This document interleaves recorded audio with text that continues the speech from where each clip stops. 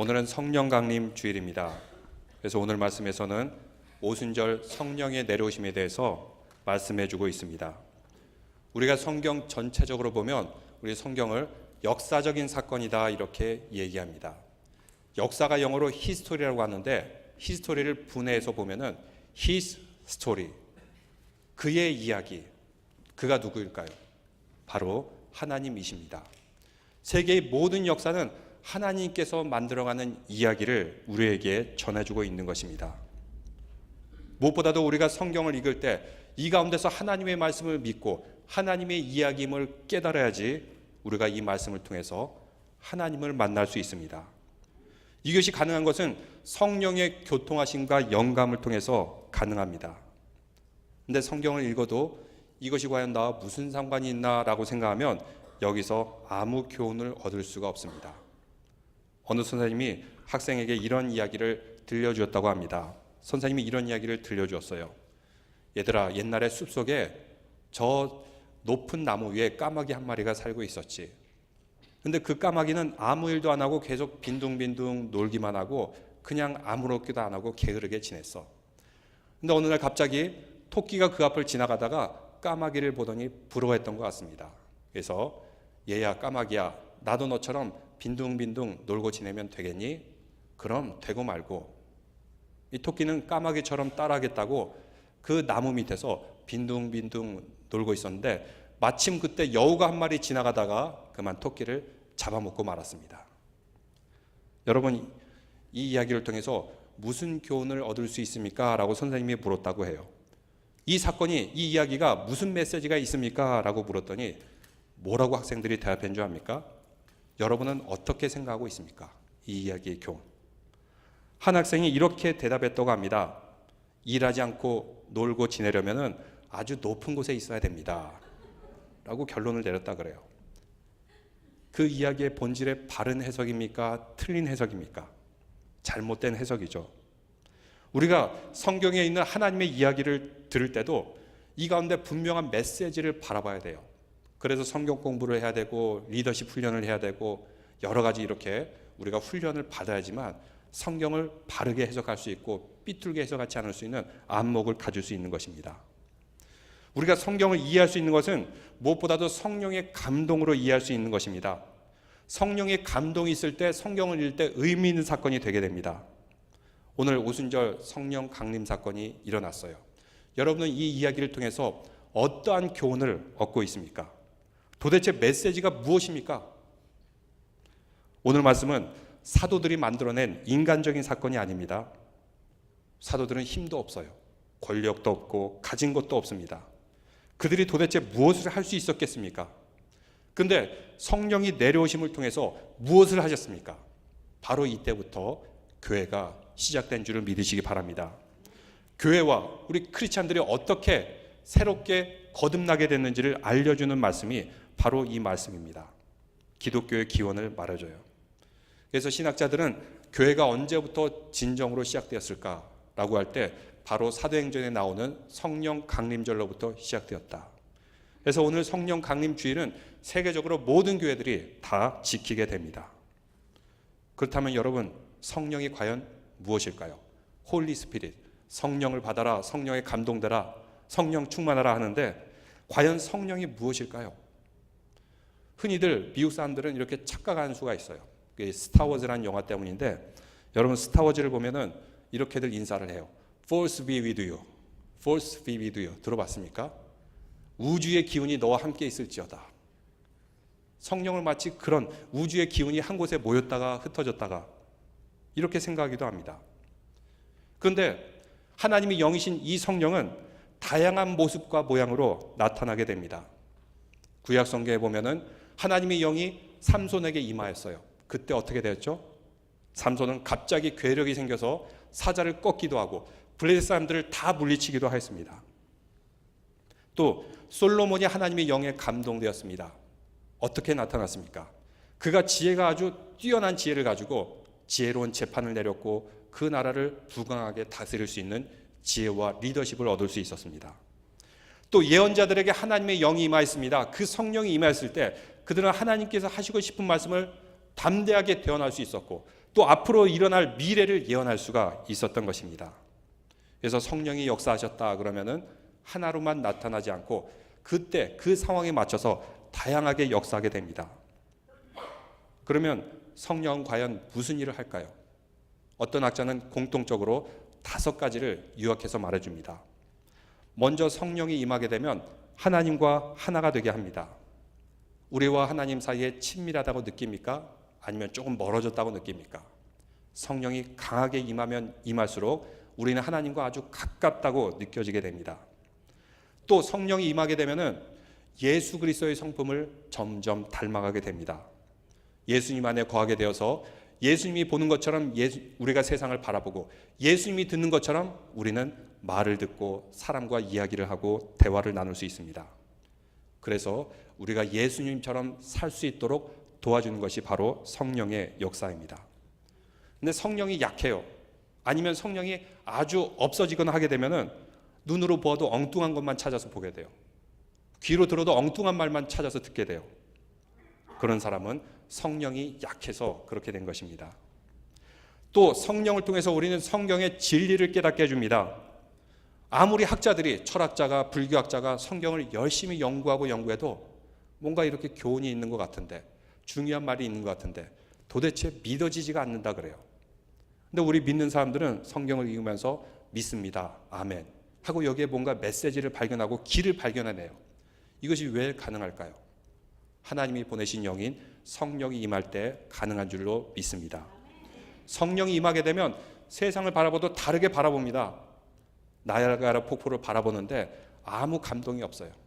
감동이 없는 사람들은 야, 물이 되게 많네 이렇게 끝나요. 근데 성령의 감동이 있고 하나님의 마음이 있는 사람들은 야, 정말 하나님의 창조의 능력이 대단하구나. 하늘을 바라봐도 참 아름답구나. 산을 봐도 아름답구나. 어떻게 이렇게 세상이 오묘하고 조화로울까? 성령이 있는 사람들은 감동하게 돼요. 또한 이런 성령을 갖게 되면 예수님의 마음으로 세상을 바라보기 때문에 불쌍한 사람들을 바라볼 때 함께 불쌍히 여기게 되고 그럼을 통해서 섬길 수 있는 능력도 주십니다. 그리고 성령이 임하게 되면 우리 삶의 의미를 찾게 돼요. 여러분, 의미를 찾는다는 것이 무슨 의미일까요? 여러분, 오늘 말씀 보면 2장 17절에서 18절에 이렇게 말하고 있습니다. 같이 한번 읽어보겠습니다. 17절에서 18절입니다. 하나님이 말씀하시기를 말세 내가 내 영을 모든 육체에 부어주리니 너희 자녀들은 예언할 것이요 너희의 젊은이들은 환상을 보고 너희의 늙은이들은 꿈을 꾸리라. 그때 내가 내 영을 내 남종과 여종들에게 부어주리니 그들이 예언할 것이요. 아멘. 성령이 임하게 되면은 우리가 꿈을 꾸게 되고 환상을 보게 되는데 오늘날도 다시 표현하면 비전을 바라보게 된다는 것입니다. 분명한 비전을 가지고 살게 돼요. 그러니까 삶의 의미가 있는 거죠. 근데 비전이 없다, 생각이 없다, 성령이 약해서 그런 거죠. 아무 생각 없게 삽니다. 비전이 없이 삽니다. 근데 성령이 임한 사람들은 분명한 비전을 가지고 살아요. 그것이 나이가 어리고 나이가 아주 많건 간에 상관없이 여러분 시니어 컨퍼런스 가서 아시잖아요. 그 나이가 70, 80 다 된 분들이 선교의 열정을 가지고 안경 사역을 하고 우리 교회도 계시지만 그러면서 전도 사역을 하고 봉사 사역을 하고 여러 가지 자기의 재능과 능력을 마음껏 펼칠 수 있는 것, 성령이 임하게 되면 분명한 비전을 갖게 됩니다. 그리고 또 성령이 임하게 되면 우리는 진정으로 소통하게 됩니다. 왜 소통이 가로막힐까요? 악한 영이 가로막기 때문입니다. 근데 성령이 임하게 되면은 우리는 소통하며 살 수가 있는 것입니다. 여러분, 우리는 이민 생활하면서 사실 영어를 완벽하게 구사할 수 없으면은 은연중에 무시당하며 살기 마련입니다. 박찬호 선수가 메이저리그 투수 초기에 이런 일이 있었다고 합니다. 같은 편인데 이렇게 라커룸에서 있는데 한 선수가 껌을 씹더니 그 껌을 가지고 이렇게 자기에게 툭 던지더라는 것입니다. 굉장히 기분 나쁘죠? 화가 났죠? 박찬호 선수가 어떤 반응을 보였을까요? 이단 협착이 하기 전이라는 것입니다. 이단 협착이 하기 전에 일어났던 사건인데 그냥 막 주먹질하면서 마구 싸우게 되었어요. 그래서 감독방에 불려가게 되었죠. 영어로 해명을 해야 되는데 영어를 잘 못했어요. 이제 막 온 지 얼마 안 돼가지고 뭐라고 표현하고 싶은데 막 표현하지 못하는 그 억울함, 답답함. 우리도 살면서 그런 일이 있지 않습니까? 뭔가 이걸 해결해야 되는데 영어가 안 되니까 이거를 말을 제대로 못하는 거예요. 박찬호도 영어가 제대로 안 들어가지고 껌, 그리고 angry, fight, 그 다음에 또 무슨 말을 했을까요? 얘는 bad boy, bad boy, bad boy. 근데 그 유창하게 영어로 하는 사람을 못 당하죠.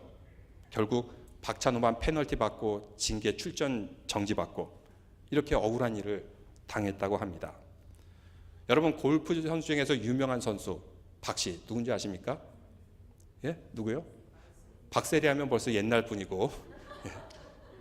박인비 선수라고 아십니까? 예. 그 박인비 선수도 선수생활 초기에 이거를 그냥 넣으면 1위가 되는데 충분히 능력이 있었음에도 불구하고 일부러 실수로 놓쳤다 그래요. 왜 그런지 압니까? 이걸 놓게 되면 1등을 하게 되면 막 기자들이 와서 인터뷰를 해달라고 할 텐데 영어가 안 되는 거예요. 이게 얼마나 무섭습니까? 영어 하는 게 그렇게 무서웠다 그래요. 그래서 일부러 한타를 놓쳐서 졌다 하는 그런 안타까운 이야기도 있습니다. 사실 우리가 이민자로서 그렇습니다. 그들만의 리그가 있어요. 여기에 들어가기 얼마나 힘들죠. 들어간다고 해도 소외당하고 마지널라이즈, 주변부에 있기가 쉽습니다. 우리가 어떻게 이 벽을 넘어서며 살 수 있겠습니까? 오늘 이 말씀도 그렇습니다. 예수님의 제자들, 그들은 대부분이 갈릴리의 촌동네의 사람들입니다. 아무도 알아주지 않아요. 근데 그들이 지금 어디에 있었습니까? 종교와 문화와 정치의 메이저리그 중심지라고 할 수 있는 예루살렘에 겁도 없이 거기에 들어가 있어요. 예수님께서 십자가에 달리신 후에 핍박받으시고 죽으시고 돌아가신 그 장소, 제자들에게는 그곳이 매우 거북스러운 곳이었을 것입니다. 우리 같은 촌사람들이 어떻게 이 대도시에서, 이 예루살렘에서 도대체 무엇을 할 수 있단 말이냐? 또한 그들에게 결코 안전한 도시가 아니었습니다. 예수님을 죽였듯이 이제 그들은 예수님이 제자들도 죽이려고 때때로 그 기회를 노리고 있던 그런 시기였습니다.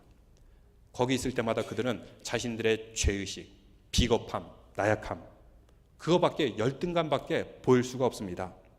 예수님이 십자가의 죽음의 그 순간에 배신한 제자들, 예수님께서 비틀비틀거리면서 걸었던 그 구불구불한 길, 그 골목골목, 거기에 있던 건물들을 바라볼 때마다, 지나갈 때마다 그들은 그들의 수치와 죄를 기억하지 않을 수가 없을 것입니다.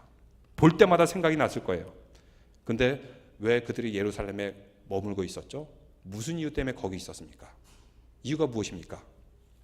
여러분, 1장 4절 말씀 다 같이 한번 읽어보겠습니다. 사도행전 1장 4절입니다. 사도와 함께 모이사 그들에게 분부하여 이르시되 예루살렘을 떠나지 말고 내게서 들은 바 아버지께서 약속하신 것을 기다리라. 누가 말씀하셨어요? 예수님께서. 그래서 언더 성경에는 붉은 글씨로 되어 있는데 예수님께서 예루살렘에 머물라 해서 그들은 계속해서 예루살렘에 머물렀던 것입니다. 그들은 그곳에서 예수님의 그 마지막 날을 떠올리면서 예수님을 저버린 굴욕과 배신의 장소 떠나고 싶었지만 예수님이 머물라고 하니까 그곳에 계속 머물렀던 것입니다. 그리고 그들이 모였던 장소가 어디입니까? 다락방이었습니다. 전해져 내려온 이야기하면 그 다락방이 바로 예수님과 함께 최후의 만찬을 하였던 장소다라고 얘기하고 있습니다. 그곳에 모였을 때 오늘 2장 1절 말씀에 보니까 그날이 언제입니까? 오순절이라는 축제의 절기입니다. 다 같이 한 곳에 모였더니 2절에 보니까 호련히 하늘로부터 급하고 강한 바람 같은 소리가 있어 그들이 앉은 온 집에 가득하며, 계속해서 3절에 보니까 마치 불의 혀처럼 갈라지는 것들이 그들에게 보여 각 사람 위에 하나씩 임하여 있더니, 바로 성령이 아주 강하게 세차게 그들에게 임하는 사건이 벌어지게 되었습니다. 성령이 임하니 그들이 어떻게 됐습니까? 4절 말씀 다 같이 읽겠습니다. 그들이 다 성령의 충만함을 받고 성령이 말하게 하심을 따라 다른 언어들로 말하기를 시작하니라. 바로 이것이 기점이 되어서 성령이 강림되었고 성령 강림줄로 지키고 있습니다. 그런데 여기서 질문이 생깁니다. 왜 예수님께서는 예수님이 승천하신 직후가 아니라 오순절 이 기간에 그들에게 성령을 내려주었을까요?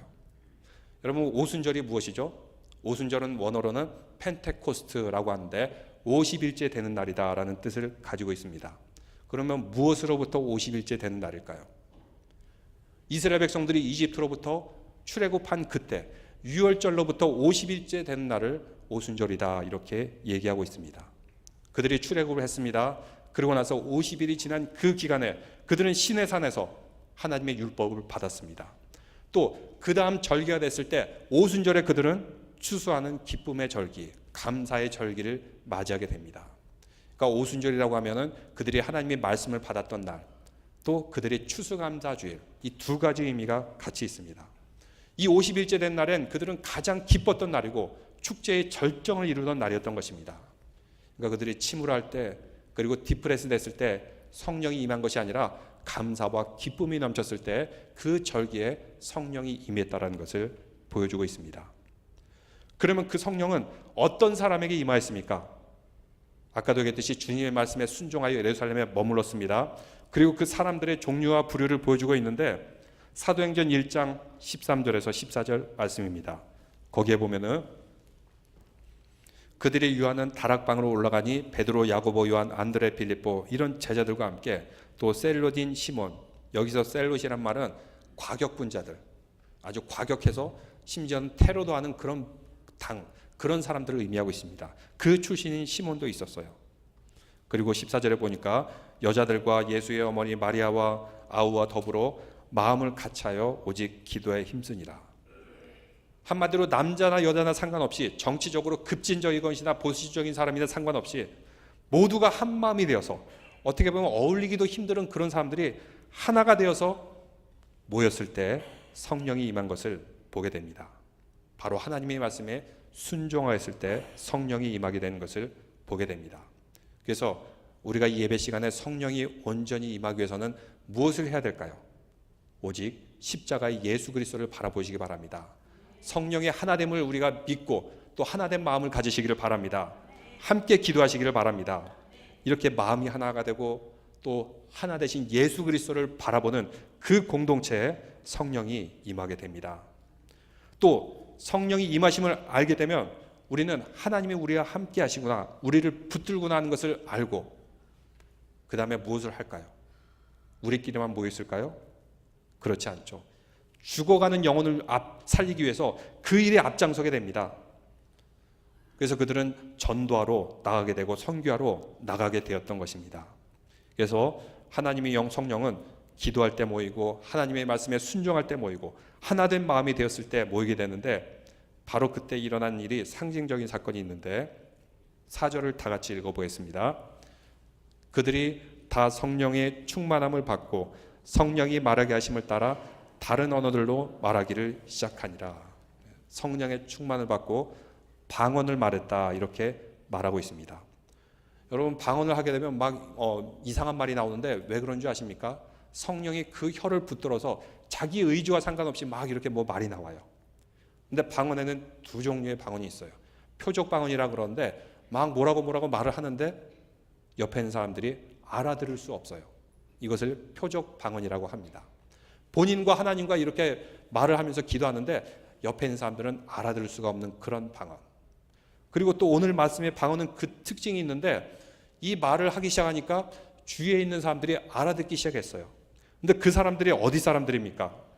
9절과 10절에 보니까 바데인, 메데인, 엘라민, 메소포타미아, 유대, 본도, 브루길라, 밤빌리아, 애굽, 그리고 리비아, 저 북쪽 끝에 터키 지역으로부터 남쪽에 있는 아프리카까지 세계 각국의 사람들이 각국말을 하는 사람들이 모였는데 그 사람들이 자기네 나라 말로 다 알아들을 수 있었다. 외국말을 유창하게 할 수 있는 그런 방언이었다고 말하고 있습니다. 그런데 이렇게 하나님의 역사가 강하게 임하니까 사탄이 가만히 있겠습니까? 항상 사탄은 방해 놓으려고 그래요. 방해 놓고 질투하고 시기하고 하니까 뭐라고 말하냐면 13절에 보니까 어떤 이들은 조롱하여 이르되 그들이 세술에 취하였도다. 근데 이것은 사실은 성령에 취했던 것입니다. 방언에 의해서 성령 받은 사람들이 세계 각국의 말로 할 수 있게 되는 능력을 갖고 그리고 세계 민족과 열방을 품는 사람들이 되었다라는 것을 보여주고 있습니다. 그래서 사도행전 1장 8절에 보니까 성령이 그들에게 임하게 되었을 때 예루살렘과 사마리아와 땅끝까지 이르러 주님의 증인된 삶을 살게 된 것을 보게 됩니다.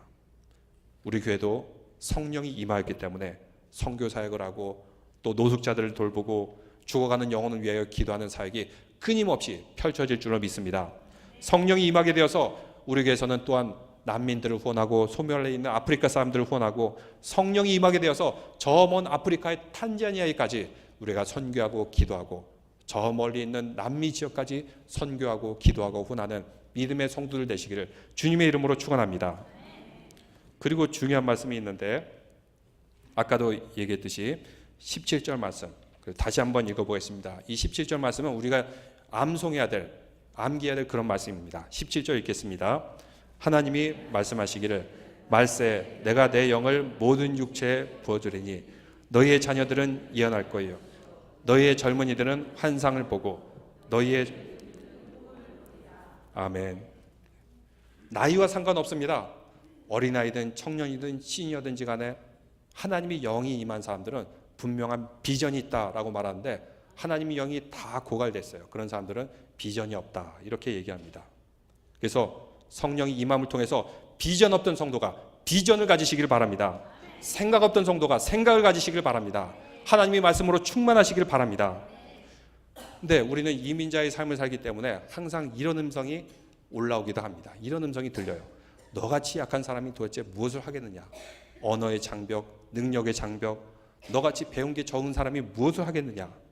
누가 하는 말이죠? 악한 영이 하는 말인 줄 믿으시기 바랍니다. 이거를 물리쳐버려야 됩니다. 떨쳐버려야 됩니다. 그런데 하나님이 영이 임하게 되면은 비전을 갖게 돼요. 환상을 보게 돼요. 그리고 미래를 바라보게 되는 것입니다. 이것이 꿈을 보고 환상을 보았다라고 말하고 있습니다.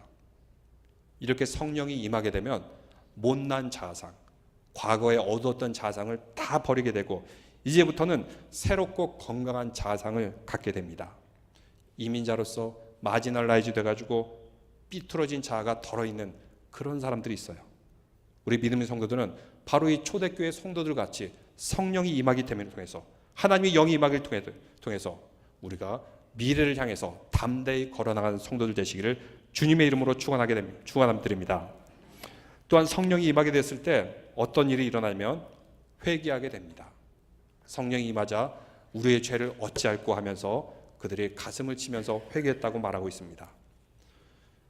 조선시대 때 평양에서 대부흥운동이 일어났어요. 그때가 몇 년도인지 아십니까? 1907년도. 어제 새벽기도 때 잘 들으신 분들은 다 이해하고 계시겠죠. 근데 그 1907년도 지금부터 110년 전인데 그 대부흥운동 성령 그런 운동들이 한반도에서만 일어난 것이 아닙니다. 세계 곳곳에서 일어났어요. LA에서도 일어나고 유럽에서도 일어나고 영국에서도 일어나고 저 호주 남미에서도 일어나고 이상하게 그때 성령의 강한 역사가 있었어요. 왜 그랬을까요? 회개하라는 하나님의 뜻이죠. 회개하라. 만약 그때 회개 안 하면 어떻게 됐을까요? 그래서 제가 지난번에도 얘기했듯이 왜 예수님이 그때 오셨을까? 왜 성령이 임하셨을까? 성령이 뜨겁게 임했으면 강하게 임했으면 하는데 성령이 강하게 임하는 시대는 하나님께서 경고로 보내주시는 거예요. 야, 너희들 이제 종말이 앞두고 있다. 종말을 앞두고 있다. 심판을 면하기 위해서는 회개하여라. 근데 이스라엘 백성들, 당시에 이스라엘 백성들은 회개하지 않고 오히려 예수님을 죽이고 예수님의 제자들을 핍박하고 순교시키고 죽였어요. 결국 이스라엘 나라는 지구상에 사라지게 되었죠. 한반도에도 1907년도에 성령이 임하였습니다. 근데 그때 성도들이 어떻게 했습니까? 회개했습니다. 자신의 죄를 고백하고 이 민족의 죄를 고백하면서 다시 되돌리게 되었어요. 이 1907년 그 어간에 성령 그 강림이 여러 곳에서 일어났는데 그 다음에 일어난 일이 무엇입니까? 1차 대전이 일어나고 그리고 대공황이 일어나고 경제 대공황이 일어나고 그리고 2차 대전이 일어나고 아마 그때 회개하는 사람 없었다면 그때 지구는 아마 멸망하지 않았나 하는 그런 생각이 듭니다. 1907년도에 평양 대붕운동 회개운동이 일어나지 않았다면 아마 조선이란 나라도 지구상에 사라지지 않았나 하는 그런 생각도 들게 됩니다. 성령께서 회개하라고 할 때 회개하시는 것이 좋습니다. 우리 마음을 빨리 돌이켜야 됩니다. 그래서 오늘 말씀해 보니까 바로 그들이 꿈과 비전을 갖게 되고 그 다음에 회개하게 되었고 서로 말이 통하게 되었는데 그 다음에 이제 2장의 결론 말씀이 나오는데 우리 교회 올해의 비전 선언입니다. 2장 46절에서 47절 말씀 다 같이 읽어보겠습니다. 날마다 마음을 같이하여 성전에 모이기를 힘쓰고 집에서 떡을 떼며 기쁨과 순전한 마음으로 음식을 먹고 하나님을 찬미하며 또 온 백성에게 칭송을 받으니 주께서 구원받은 사람을 날마다 더하게 하시니라. 그래서 우리 교회 올해 표가 하나님의 말씀과 사랑을 나누는 공동체. 한번 읽어보시겠습니까? 하나님의 말씀과 사랑을 나누는 공동체. 이것이 바로 성령이 임하였을 때의 결론이 됩니다. 소그룹 모임이 있습니다. 여러분들이 이 소그룹 모임에서 바로 하나님의 말씀과 사랑을 나눌 수 있는 것, 성령을 통해서 우리가 서로 사랑할 수 있고 하나님의 말씀을 나눌 줄로 믿습니다. 그 소그룹 모임을 통해서 여러분이 서로 위하여 기도해 주십시오. 서로 말씀을 붙들고 기도하고 서로 하나님만 바라보는 그 한 마음 한 몸이 되었을 때 거기서 성령의 능력이 나타나서 세상과 싸워 이길 힘을 주실 줄로 믿습니다. 우리는 항상 이 세상 가운데 성령의 능력으로 살아가겠는데 성령이 우리를 어떻게 하게 한다 그랬죠? 하나님과 하나 되게, 그리고 그리스도를 닮게 해주고, 그리고 성경의 진리를 밝혀주시고, 또 우리가 성령의 감동으로 서로 섬길 줄로 믿습니다. 다 함께 자리에서 일어나신 후에 찬양 드리겠습니다.